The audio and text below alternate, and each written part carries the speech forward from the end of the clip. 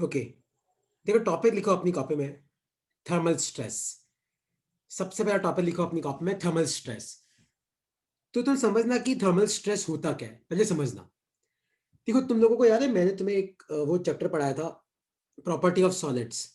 तो अगर सपोज करो कि तुम्हारे पास ये दीवार है और मान लो कि ये कोई ऑब्जेक्ट है और मान लो कि इसकी लेंथ है एल, और मान लो कि इसका एरिया ऑफ क्रॉस सेक्शन है ए, और अपन ने फोर्स लगाया एफ, और मान लो फोर्स लगाने पे इसकी लेंथ थोड़ी सी बढ़ गई डेल एल। याद है? तो मैंने तुम्हें स्ट्रेस निकलवाना सिखाया था। स्ट्रेस होता है कितना फोर्स लगाया अपॉन कितने एरिया पे लगाया, और स्ट्रेन क्या होता है कितनी लेंथ चेंज हुई अपॉन ओरिजिनल कितनी लेंथ थी। ये एल दे रखा है, डेल एल। और याद है स्ट्रेस क्या था? स्ट्रेस होता है यंग्स मॉडुलस इनटू स्ट्रेन। याद है कि भूल गए? तो स्ट्रेस कितना था?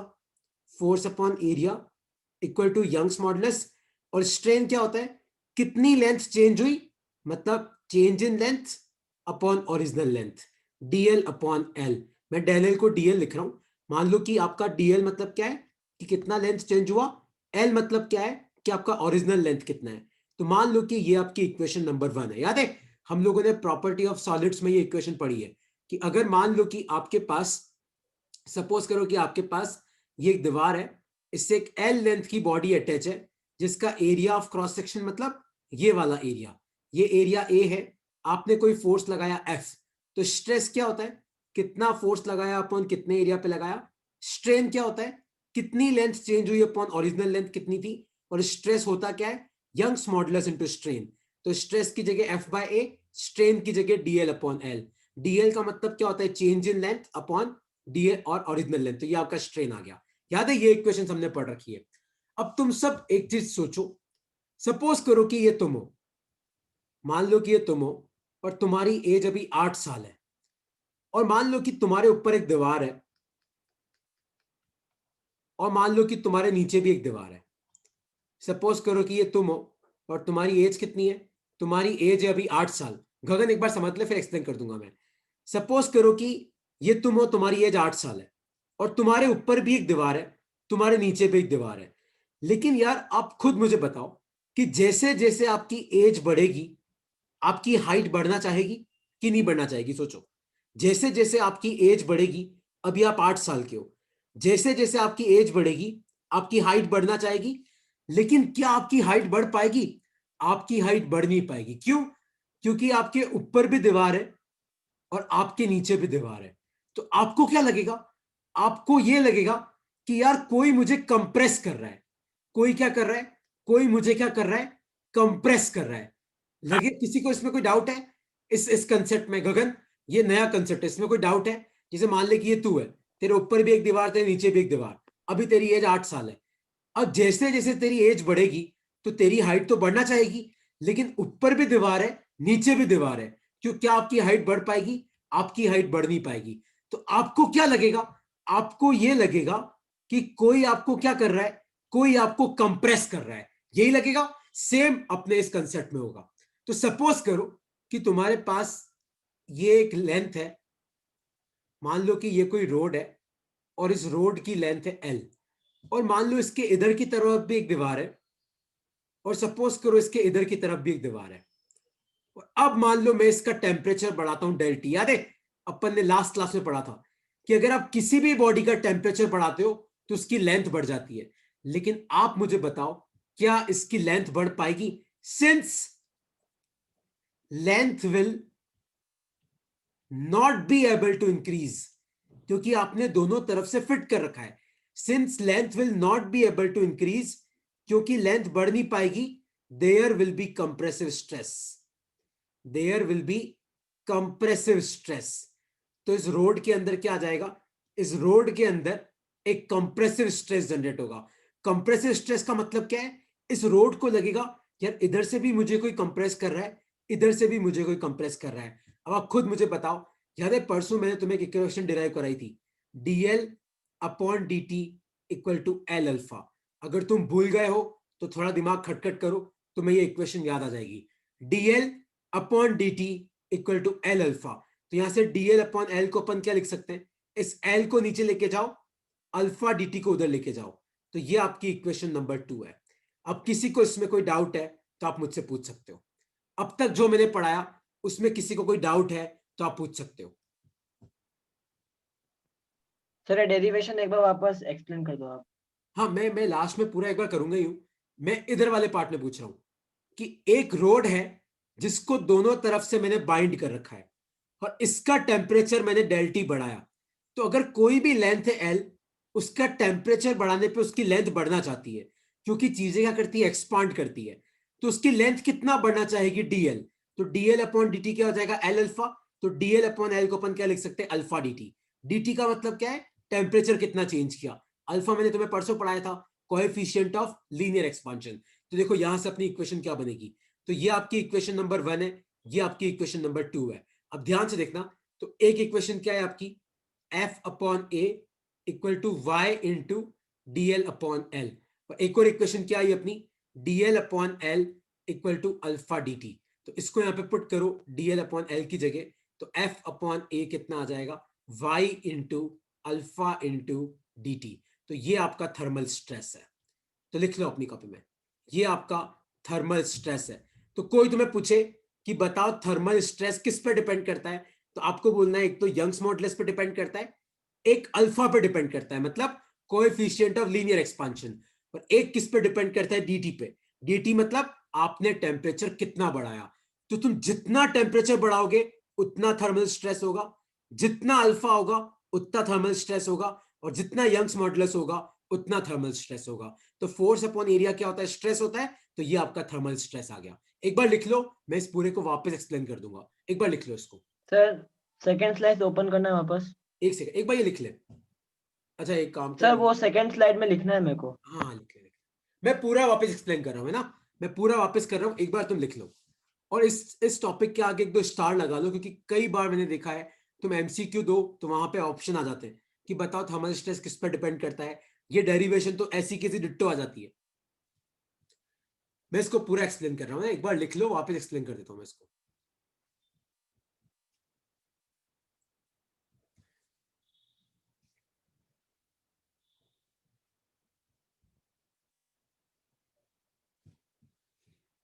ठीक है, देखो अब मैं वापस एक्सप्लेन कर रहा हूं। तो अब तुम समझना कि ये थर्मल स्ट्रेस है क्या। देखो, तो सपोज करो कि आपने कोई रोड ली जिसकी लेंथ है एल, आपने दोनों तरफ से उसको बाइंड कर दिया, मतलब इसकी लेंथ आप बढ़ा नहीं सकते, आपने दोनों तरफ से उसको पकड़ लिया।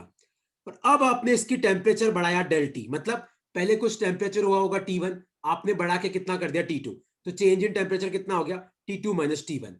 तो अपन ने परसों पढ़ा था कि डीएल अपॉन डी टी क्या होता है, डीएल अपॉन डी टी होता है एल अल्फा। डीएल मतलब देखो, अब इसको तुम भावनाओं को समझो। डीएल का मतलब है कि कितनी लेंथ बढ़ना चाहेगी, इतनी। पर यहां तो बढ़ पाएगी नहीं, क्योंकि आपने दोनों तरफ से पकड़ के रखा हुआ है। तो अगर बढ़ नहीं पाएगी तो यहां पे क्या जनरेट होगा, एक कंप्रेसिव स्ट्रेस जनरेट होगा। तो DL upon d T L alpha. तो डीएल अपॉन एल को अपन क्या लिख सकते हैं, अल्फा डी टी। और फिर अब स्ट्रेस वाली इक्वेशन पे आते हैं। तो स्ट्रेस क्या होता है, यंग्स मॉडुलस इनटू स्ट्रेन। तो यंग्स मॉडुलस तो y, और स्ट्रेन क्या होता है, कितनी लेंथ बढ़ना चाह रही है अपॉन ओरिजिनल कितनी लेंथ है। तो डीएल अपॉन एल की जगह पुट कर दो y अल्फा डी टी। तो ये आ गया आपका थर्मल स्ट्रेस। तो कोई तुम्हें पूछे कि बताओ इस रोड में कितना स्ट्रेस जनरेट हो रहा है, तो y into alpha into D T, मतलब Young's modulus into coefficient of linear expansion into change in temperature. लिख लो इसको, फिर इसका एक न्यूमेरिकल हम सॉल्व करेंगे, फिर हम नेक्स्ट टॉपिक पाएंगे। एक बार लिख लो इसको अपनी कॉपी में।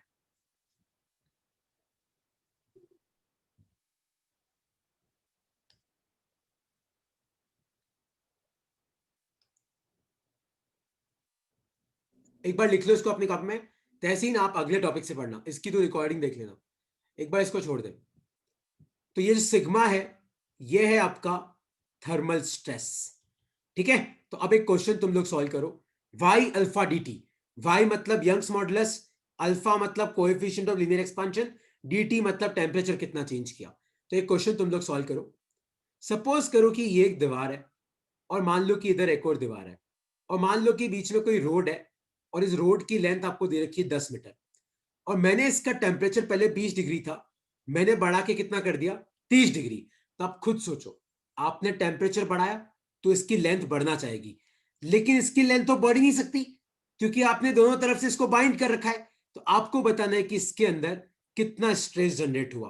और आपको यंग्स मॉडुलस दे रखा है 2 इंटू 10⁵ न्यूटन पर मीटर स्क्वायर, और आपको अल्फा दे रखा है 2 इंटू 10⁻⁻⁴ केल्विन इनवर्स। तो आपको बताना है कि इसके अंदर कितना स्ट्रेस जनरेट होगा। चेक करो क्या आएगा इसका आंसर, लगाओ दिमाग।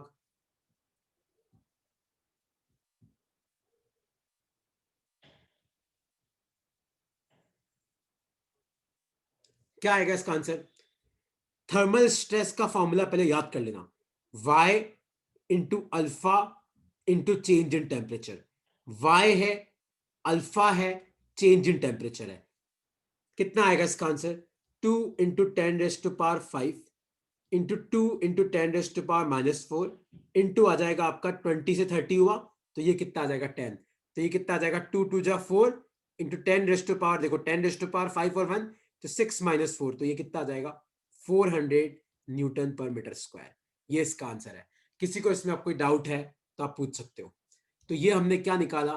Thermal stress. कोई तुम्हें पूछे कि बताओ थर्मल फोर्स कितना है, तो स्ट्रेस क्या होता है? Force upon area.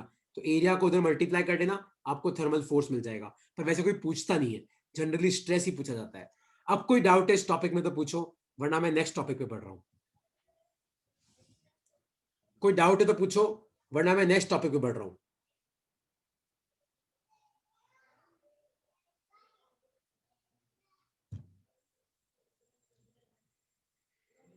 मेघना कोई डाउट है? गार्गी कोई डाउट है तो बेटा पूछ लो कि सर ये समझ में नहीं आया, वापस बता दो आप हमें, क्योंकि टॉपिक इंपॉर्टेंट है, इसलिए बोल रहा हूं कि इसको वापस पूछ लो कोई डाउट है तो।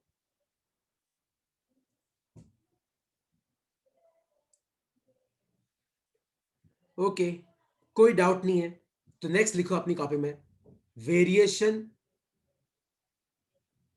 Of density with temperature. Topic लिखो अपनी कॉपी में, variation of density with temperature. अब पहले इस टॉपिक को तुम समझो। देखो, तुम सबने ये वाला फॉर्मूला देखा है, डेंसिटी क्या होता है? मास अपॉन वॉल्यूम होता है। किसी को इसमें डाउट तो नहीं है? डेंसिटी क्या होता है? कितना मास है अपॉन कितना वॉल्यूम है। अब आप मुझे बताओ कि सपोज करो कि मेरे पास एक बॉडी है जिसका वॉल्यूम है v, और मान लो कि मैं उसका टेम्परेचर बढ़ाता हूं। मेरे पास एक बॉडी है जिसका वॉल्यूम है v, और मान लो कि मैं उसका टेम्परेचर बढ़ाता हूं। तो आप मुझे बताओ कि किसी भी बॉडी का टेम्परेचर बढ़ाने से अगर वो बॉडी की लेंथ है तो लेंथ बढ़ेगी, एरिया है तो एरिया बढ़ेगा, और वॉल्यूम है तो क्या बढ़ेगा? वॉल्यूम बढ़ेगा। तो टेम्परेचर बढ़ाने से वॉल्यूम बढ़ता है। तो तुम ध्यान से देखो, डेंसिटी होता है मास अपॉन वॉल्यूम। अगर तुम टेम्परेचर बढ़ाओगे तो वॉल्यूम बढ़ेगा, तो डेंसिटी क्या हो जाएगी? आपकी डेंसिटी क्या हो जाएगी? घट जाएगी। किसी को इसमें डाउट तो नहीं है? क्योंकि मास तो कांस्टेंट ही रहेगा।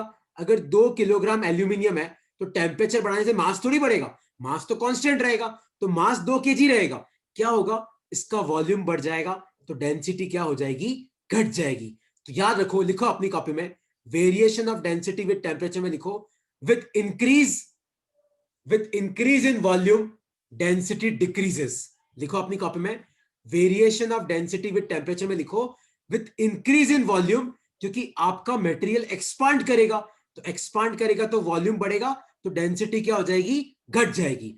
तो with increase in temperature volume increases, so density decreases. तो क्योंकि वॉल्यूम बढ़ती है तो आपकी डेंसिटी क्या कर जाती है? डिक्रीज कर जाती है। एक बार लिखो इसको अपनी कॉपी में, इस लाइन को लिखो कि विद इंक्रीज इन वॉल्यूम, जैसे जैसे आपका वॉल्यूम बढ़ेगा वैसे वैसे आपकी जो डेंसिटी है वो क्या कर जाएगी? डिक्रीज कर जाएगी। So with increase in volume density will decrease. तो अब इसका मैथमेटिक्स कैसे करते देखो, अब तुम समझना। तो सपोज करो कि ये कोई बॉडी है, इसका मास है m, इसका डेंसिटी है रो और वॉल्यूम है v। तो डेंसिटी को अपन क्या लिख सकते हैं? Mass upon volume. तो मास को अपन क्या लिख सकते हैं? Density into volume. तो ये आपकी इक्वेशन नंबर 1। अब सपोज करो कि मैंने इसका टेम्परेचर बढ़ाया डेल टी। कितना टेम्परेचर बढ़ाया? Del t. और मान लो आपका कोएफिशिएंट ऑफ एक्सपांशन है गामा। तो टेम्परेचर बढ़ाने पे क्या होगा? मास तो उतना ही रहेगा। सपोज करो डेंसिटी हो गई रो डैश और वॉल्यूम हो गया वी डैश। लेकिन याद है वी डैश मैंने तुम्हें परसों सिखाया है, v dash equal to v, bracket में क्या आता है 1 प्लस गामा डेल टी। तो अब आपका नया इक्वेशन क्या बनेगा, डेंसिटी क्या हो जाएगा, मास अपॉन नया वॉल्यूम। तो मास को अपन क्या लिख सकते हैं, डेंसिटी इंटू वी डैश, और ये आपकी इक्वेशन नंबर 2 है। और ध्यान से देखो, m equal to rho V, m equal to rho dash V dash, तो अपन क्या लिख सकते हैं, rho V equal to rho dash V dash लिख सकते हैं, क्योंकि दोनों में लेफ्ट हैंड साइड सेम है, दोनों में एलएचएस में क्या है m और m, तो अगर एलएचएस बराबर है तो आपके आरएचएस भी क्या होंगे, बराबर होंगे। तो यहाँ पे v की वैल्यू पुट करो, देखो कितनी आएगी वी डैश की, तो वी डैश की वैल्यू कितनी है v, और ब्रैकेट में क्या आएगा 1 प्लस गामा डेल टी, तो ये आपका रो डैश है। तो v से v गया, तो आपका रो डैश कितना आया, लिख लो अपनी कॉपी में। तो रो के नीचे इसको 1 प्लस गामा डेल टी को नीचे भेज दो, तो ये आ गया आपका आंसर। लिख लो इसको अपनी कॉपी में, rho dash equal to rho divided by 1 plus gamma del t. याद रखना, अगर तुम किसी भी बॉडी का टेम्परेचर बढ़ाते हो तो बॉडी एक्सपांड करती है, तो अगर बॉडी का वॉल्यूम बढ़ेगा तो बॉडी की डेंसिटी घटेगी, क्योंकि मास तो कांस्टेंट रहता है। ऐसा थोड़ी है कि 2 किलोग्राम लोहा लिया, गर्म किया, 4 किलो का हो गया। ऐसे तो जिंदगी में किसी चीज की कमी नहीं पड़ेगी, 1 किलो इडली लाओ घर पे गर्म करो 4 किलो हो जाएगी, ऐसा नहीं होता। मास उतना ही रहता है, वॉल्यूम बढ़ता है, और वॉल्यूम बढ़ेगा तो डेंसिटी क्या हो जाएगी, घट जाएगी। तो मुझे ये पता करना है कि भैया कितनी हो जाएगी, तो पहले डेंसिटी मास अपॉन वॉल्यूम, तो मास क्या आ गया, डेंसिटी वॉल्यूम। तो ये तो अपना टेम्परेचर बढ़ाने के पहले की बात थी। अब मैंने टेम्परेचर बढ़ाया तो मेरा वॉल्यूम भी तो बढ़ेगा, तो वॉल्यूम कितना हो गया, v dash equal to v 1 plus gamma del t. तो नई डेंसिटी मान लो रो डैश है, तो डेंसिटी क्या होता है, मास अपॉन वॉल्यूम, तो वॉल्यूम को उधर भेजा तो मास किसके बराबर आया, रो डैश वी डैश के।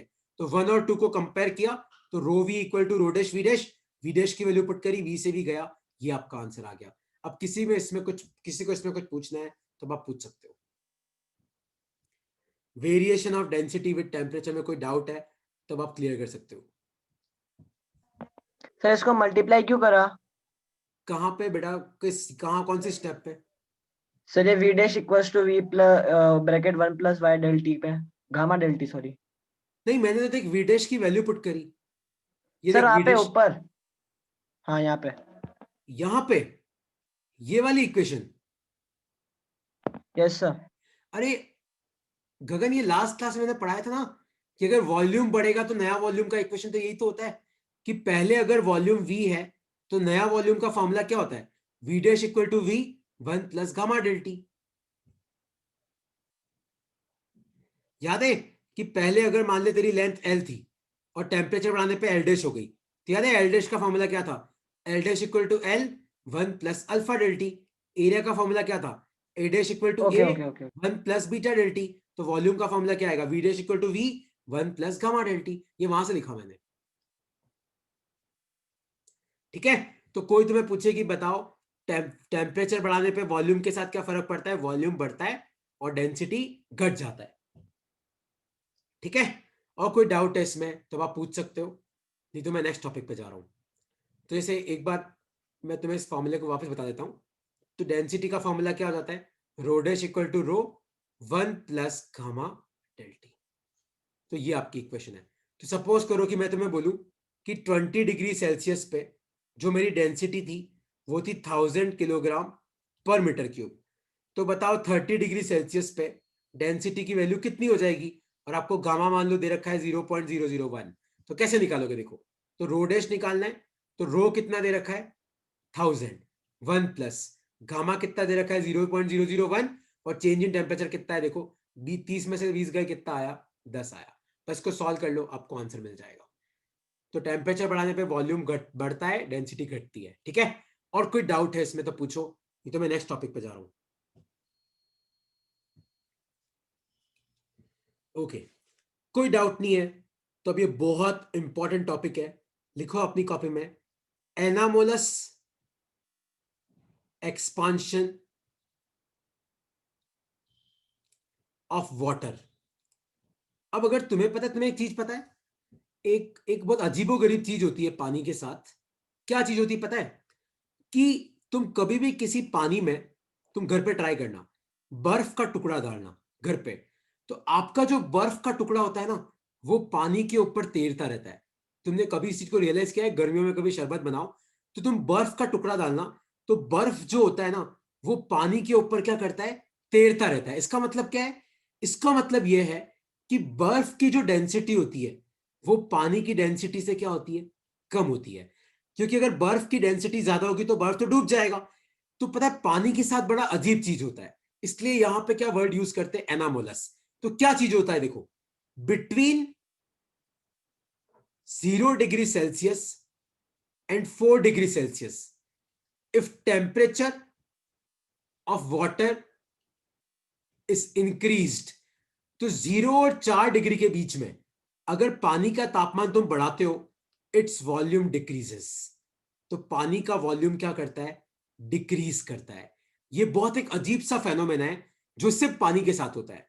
क्योंकि दुनिया में आप किसी भी चीज को गर्म करो उसका वॉल्यूम बढ़ता है, लेकिन पानी के साथ बड़ा अटपटा बिहेवियर है। तो 0 डिग्री और 4 डिग्री के बीच में अगर आप टेम्परेचर बढ़ाते हो तो पानी का वॉल्यूम क्या करता है, डिक्रीज करता है। तो वाटर के लिए वॉल्यूम और टेम्परेचर का ग्राफ थोड़ा अजीब होता है।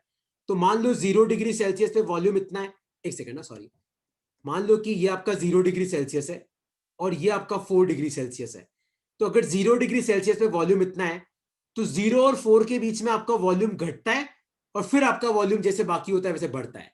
तो पानी का वॉल्यूम मिनिमम कहां पे होता है, याद रखना, 4 डिग्री पे पानी का वॉल्यूम मिनिमम होता है। क्योंकि 0 और 4 के बीच में पानी का वॉल्यूम घटता है, फिर वापस क्या करता है, पानी का वॉल्यूम बढ़ता है। और डेंसिटी क्या होता है, मास अपॉन वॉल्यूम। तो जहां पे वॉल्यूम मिनिमम होगा वहां पे डेंसिटी मैक्सिमम होगी। तो डेंसिटी और टेम्परेचर का ग्राफ कैसा बनता है, इस तरीके का बनता है कि मान लो ये 0 डिग्री है, ये 4 डिग्री है, तो 0 और 4 की जो डेंसिटी बढ़ती है और फिर आपकी डेंसिटी घटती है। तो याद रखना, इसको बोलते हैं एनामोलस एक्सपांशन ऑफ वाटर। और ऐसा होता क्यों है, क्योंकि आइस के अंदर एक हाइड्रोजन बॉन्डिंग होती है। तो ये जो कुछ भी हो रहा है वो उस हाइड्रोजन बॉन्डिंग के कारण होता है कि 0 और 4 के बीच में आपकी हाइड्रोजन बॉन्डिंग मजबूत हो जाती है, तो एटम्स मॉलिक्यूल्स को पास पास खींच लेती है, तो आपका वॉल्यूम घटता है और आपकी डेंसिटी बढ़ती है। लिख लो अपनी कॉपी में, एनामोलस एक्सपांशन ऑफ वाटर। तो between 0 degree and 4 degree, if temperature of water is increased, its volume decreases and density increases. तो कई बार तुम्हारे एग्जाम में एमसीक्यू में आता है कि बताओ पानी की डेंसिटी मैक्सिमम किस टेम्परेचर पे होती है, 4 डिग्री पे होती है। बताओ पानी का वॉल्यूम मिनिमम किस टेम्परेचर पे होता है, 4 डिग्री पे होता है। लिख लो इसको अपनी कॉपी में।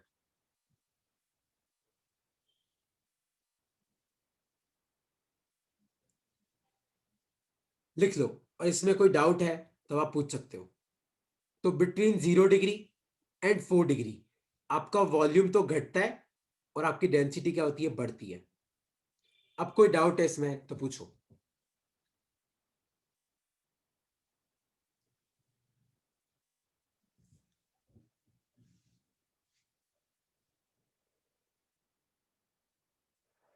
कोई भी डाउट है तो क्लियर कर लो, नेक्स्ट टॉपिक पे आ रहा हूं मैं।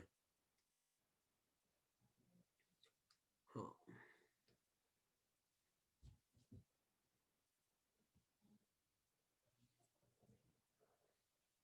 कोई डाउट है तो पूछो इसमें।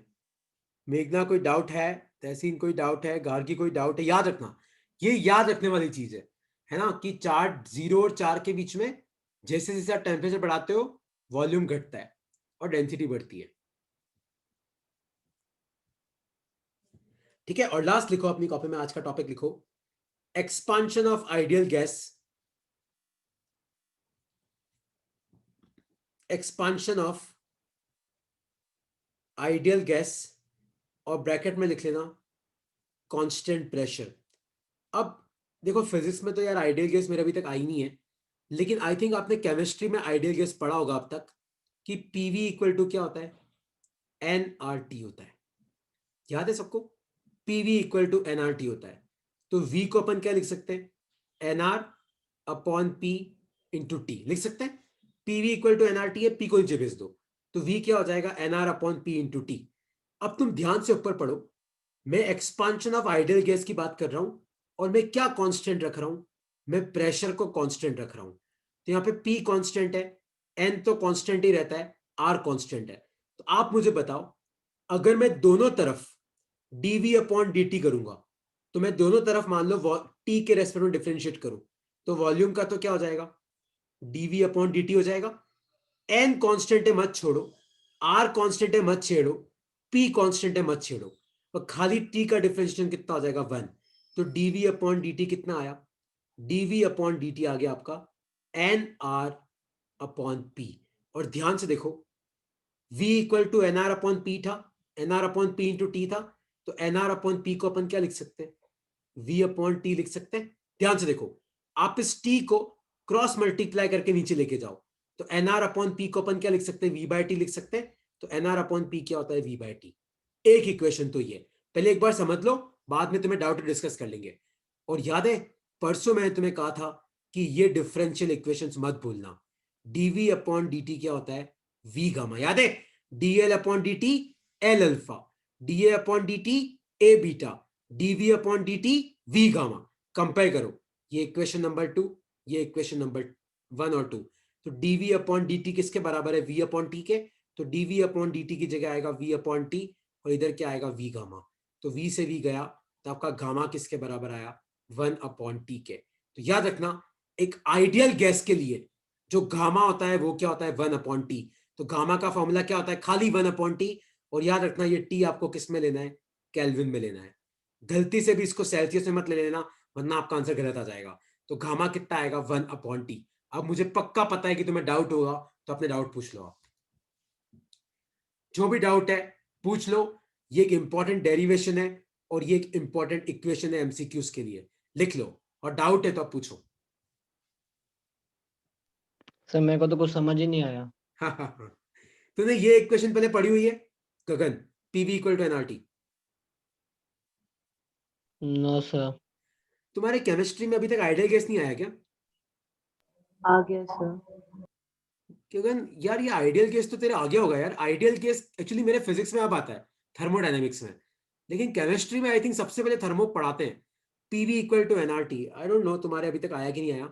तो अगर गगन तेरे अगर ये इक्वेशन नहीं आई है तो एक बार इस टॉपिक को लिख ले, अपना नेक्स्ट चैप्टर थर्मोडायनेमिक्स ही है, तो मुझे बोलना, मैं वापस पढ़ा दूंगा, क्योंकि अगर तेरे को ये इक्वेशन नहीं पता है तो तेरे को नीचे को समझ में नहीं आएगा। चेक करना यार, एक बार वापस चेक करना केमिस्ट्री वाले सर के साथ, ये तो पढ़ाया होगा यार, पीवी इक्वल टू एनआरटी तो केमिस्ट्री में सबसे पहले पढ़ाते हैं थर्मो में। ठीक है, मैं तो पढ़ाऊंगा ही हूँ, मेरा नेक्स्ट चैप्टर थर्मोडायनेमिक्स ही है, तो तब तू पढ़ लेना। और बाकी किसी को डाउट है, जिसने थर्मो पढ़ रखा है उसको किसी में डाउट है इसमें, जिसने केमिस्ट्री में इक्वेशन पढ़ रखी है?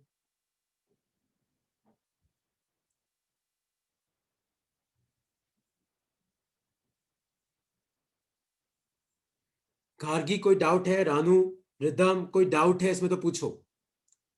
एक्सपांशन ऑफ आइडियल गैस, तो अगर मान लो किसी कंटेनर में कोई आइडियल गैस बंद है, अगर आप इस कंटेनर को गर्म करो तो ये गैस क्या करेगी, एक्सपांड करेगी।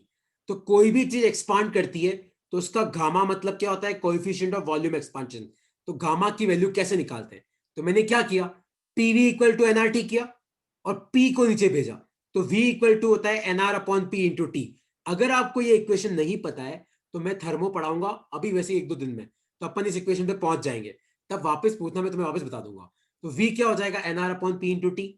फिर आप दोनों तरफ टेम्परेचर के रेस्पेक्ट में डिफरेंशिएट करो, तो वॉल्यूम का differentiation dv by d t, n constant है, आर कॉन्स्टेंट है, पी कॉन्स्टेंट है, क्योंकि फिजिक्स में जनरली हमारा कंटेनर बंद होता है, तो कंटेनर बंद होता है तो अंदर की गैस तो बाहर जा नहीं सकती, आर आपका कांस्टेंट है, तो एन चेंज नहीं होगा, आर चेंज नहीं होगा, पी चेंज नहीं होगा, तो ये तो कांस्टेंट है, खाली टी का डिफरेंशिएशन कितना आ गया, 1 आ गया। तो डीवी अपॉन डी टी कितना आया, एनआर अपॉन पी, और एनआर अपॉन पी को अपन क्या लिख सकते हैं, वी अपॉन टी, तो ये आ गया वी अपॉन टी। और ये इक्वेशन तो यार परसों मैंने तुम्हें लिखवाई थी और कहा भी था कि ये इंपॉर्टेंट है। तो dv upon d t v gamma, dv upon d t की जगह लिखो वी अपॉन टी, वी से वी गया तो गामा कितना आया, 1 अपॉन टी, और टी किस में लेना, केल्विन में लेना। कोई डाउट है इसमें तब आप पूछो। Expansion of ideal gas at constant pressure,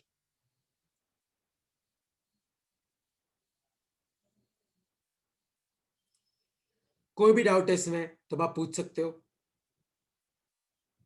ये तो मैं नेक्स्ट टॉपिक पे जा रहा हूं।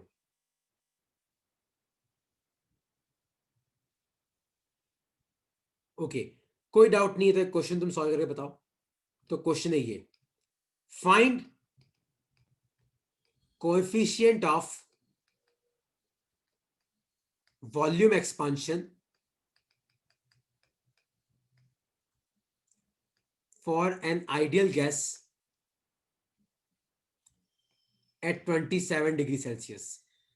27 डिग्री सेल्सियस पे आपको कोएफिशिएंट ऑफ वॉल्यूम एक्सपांशन निकालना है फॉर एन आइडियल गैस, एक आइडियल गैस के लिए। चेक करो क्या आएगा इसका आंसर। एक आइडियल गैस के लिए कोएफिशिएंट ऑफ वॉल्यूम एक्सपांशन निकालना है 27 डिग्री सेल्सियस पे। तो क्या होता है गामा 1/T होता है। कितना आएगा इसका आंसर सोचो।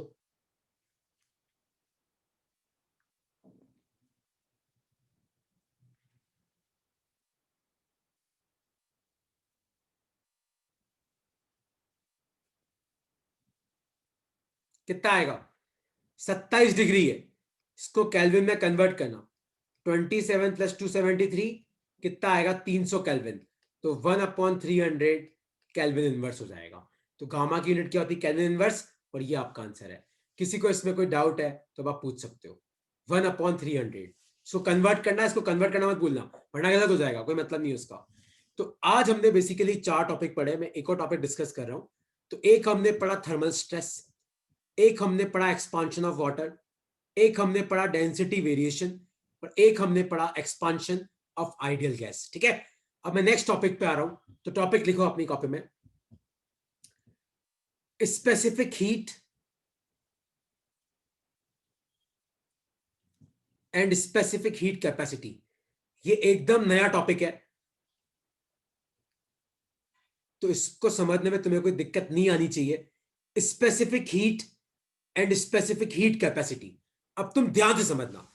आप लोग खुद मुझे बताओ कि अगर सपोज करो कि मेरे पास एक तपेली है जिसमें 1 किलो दूध पड़ा है, और एक तपेली है जिसमें 100 किलो दूध पड़ा है, और इसका टेम्परेचर भी 10 डिग्री है, इसका टेम्परेचर भी 10 डिग्री है। मुझे इसका टेम्परेचर 10 से 20 करना है, मुझे इसका टेम्परेचर 10 से 20 करना है। तो आप मुझे बताओ दोनों में से किसमें ज्यादा हीट सप्लाई करनी पड़ेगी। तो सोचो बताओ। एक तपेली है जिसमें 1 किलो दूध है, एक तपेली में 100 किलो दूध है, और मुझे दोनों का तापमान बराबर बढ़ाना है। 10 से 20 करना है, 10 से 20 करना है। तो आप मुझे बताओ कि मुझे किस केस में ज्यादा हीट सप्लाई करनी पड़ेगी। सेकंड वाले में। सेकंड वाले में, 100 kg। क्योंकि ज्यादा ज्यादा मास है, तो जितना ज्यादा मास होता है आपको उतनी हीट सप्लाई करनी पड़ती है। कोई डाउट तो नहीं है। अगर ज्यादा मास है तो आपको ज्यादा हीट सप्लाई करनी पड़ेगी। उसी तरीके से इस कंसेप्ट को समझो। सपोज करो कि आपके पास 2 तपेली है, दोनों में 1 किलो दूध है, 1 किलो इसमें, 1 किलो इसमें, और मान लो कि इसका टेम्परेचर 10 डिग्री, इसका 10 डिग्री। मान लो मुझे इसका टेम्परेचर 10 से 20 करना है, और मुझे इसका टेम्परेचर 10 से 100 करना है। मतलब इसको थोड़ा सा गर्म करना है, इसको 10 से 100 करना है। तो आप मुझे बताओ किस केस में ज्यादा हीट सप्लाई करनी पड़ेगी। सेकंड वाले केस में, क्योंकि यहां तो 10 से 12 करना है। आप गैस पे गर्म रखो, 2 मिनट में गर्म हो जाएगा। लेकिन 10 से 100 करना है, मतलब आपको उबालना है। तो जितना ज्यादा आपको टेम्परेचर बढ़ाना है, आपको उतनी हीट सप्लाई करनी पड़ेगी। डेल क्यू का मतलब होता है कितनी हीट सप्लाई करनी है। तो जितना टेम्परेचर बढ़ाना है आपको उतनी हीट सप्लाई करनी पड़ेगी। तो देखो, अब तुम ध्यान से समझना इस टॉपिक को। तो सपोज करो कि मेरे पास कोई मास है m, और मुझे उसका टेम्परेचर बढ़ाना है डेल टी। तो मुझे कितनी हीट सप्लाई करनी पड़ेगी, एक तो डिपेंड करेगा मास पे। कितनी हीट सप्लाई करनी पड़ेगी, एक डिपेंड करेगा कि भाई तेरे को टेम्परेचर कितना बढ़ाना है। और इन दोनों प्रोपोर्शन को रिप्लेस करके कांस्टेंट आएगा एम एस डेल टी। और ये जो एस होता है ना, ये एस होता है स्पेसिफिक हीट कैपेसिटी। तो लिखो अपनी कॉपी में, टॉपिक लिखो, टॉपिक लिखो अपनी कॉपी में, specific heat and specific heat capacity.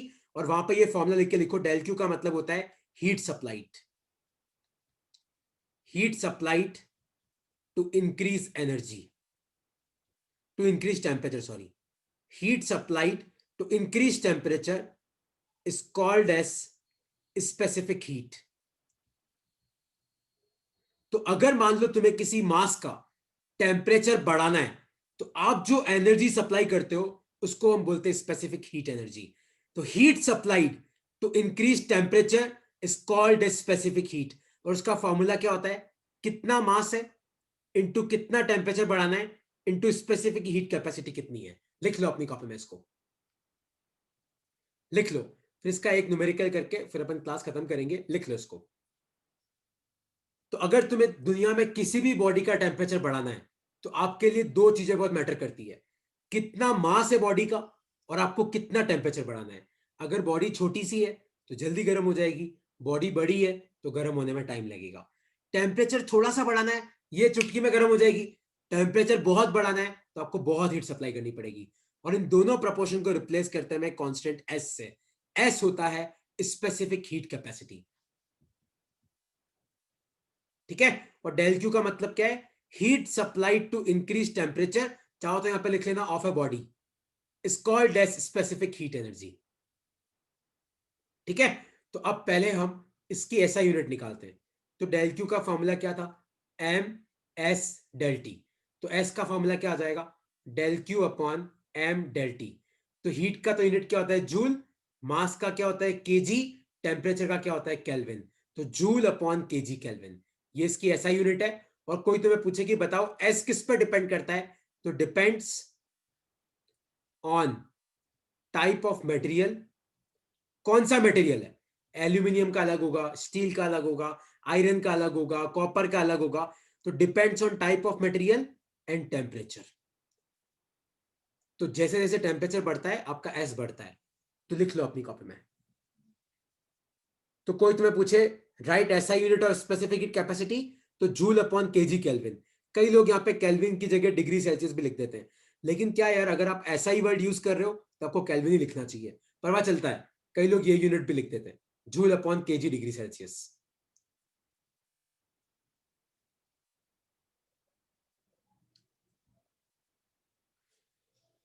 ठीक है। तो कोई तुम्हें पूछे बताओ एस किस पर डिपेंड करता है, तो depends on type of material, कौन सा मटेरियल है और कितना टेम्परेचर है, ठीक है। तो जैसे मान लो अब मैं तुम्हें क्वेश्चन पूछूं, तो मेरा क्वेश्चन है ये, find heat energy required to increase temperature of 2 kilogram of a body from 20 degree Celsius to 30 degree Celsius. और आपको स्पेसिफिक हीट कैपेसिटी दे रखी है 100 जूल पर केजी केल्विन। चेक करो आपको कितनी हीट एनर्जी की जरूरत पड़ेगी, लगाओ दिमाग। याद रखना मास हमेशा केजी में लेना, टेम्परेचर और टेम्परेचर हमेशा तुम डिफरेंस निकालना है। तो यहाँ पे तो केल्विन में लो सेल्सियस में लो फर्क नहीं पड़ता। और जो एस दे रखा है 100 joule upon kg kelvin. Check करो कितना आंसर आएगा, mass into specific heat into change in temperature. तो कितना मास है 2, स्पेसिफिक हीट कितनी है 100 और चेंज इन टेम्परेचर कितना है 10। तो आपका आंसर कितना आया 2000 जूल, है ना। तो इसके साथ मैं आज की क्लास खत्म करता हूं। नेक्स्ट क्लास अपनी कैलोरीमेट्री पे है, हीट ट्रांसफर पे है। इन सब टॉपिक को साथ साथ लिखते रहो। और मैंने परसों तुम्हें टेस्ट भेजा था, प्लीज हो सके तो सबमिट कर देना। यार आधा घंटा तो निकाल सकते हो तुम इस क्लास के बाद, है ना। प्लीज सबमिट कर देना, रिक्वेस्ट कर रहा हूं मैं तुमसे। और कोई डाउट है तो पूछो, ठीक है। कोई डाउट नहीं है तो अपन नेक्स्ट क्लास में मिलते हैं। Okay, bye bye. Bye, sir. Yes.